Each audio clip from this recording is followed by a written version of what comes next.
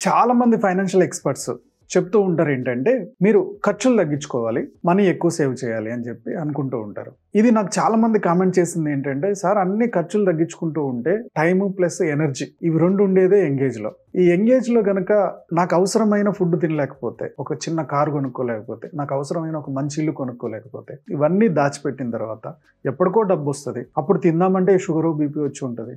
ఏదైనా place visit చేద్దామంటే కాళ్ళు చేతులు సహకరించకపోవచ్చు, బాడీ సహకరించకపోవచ్చు. సో లైఫ్ అంతా కష్టపడి అవి ఎంజాయ్ చేసే టైం లేనప్పుడు ఈ ఇన్కమ్ ఎందుకు అని చెప్పి చాలా మంది అడుగుతూ ఉంటారు. నిజమే అది. రాబర్ట్ కియోసాకి ఏం చెప్తారంటే రిచ్ డాడ్ పూర్ డాడ్ బుక్లో, మినిమం మీ చిన్న చిన్న కోరికలను చంపకూడదు, మరి పిసినారిలాగా చేయకూడదు. మీ తిండికి బట్టకి వీటికి అవసరమైన కాడ ఎక్కడా కాంప్రమైజ్ అవ్వద్దు. పీక్ రేంజ్ లో ఉండే ఏజ్ ఏంటి అంటే ఒక 20 years. ఈ టైంలో ఎంజాయ్మెంట్ ఒకటే కాకుండా మీ ఎంజాయ్మెంట్కి అవసరమైన అమౌంట్ని కూడా ఎన్ని రకాలుగా సంపాదించాలని చెప్పి చూడాలి అంటారు ఆయన.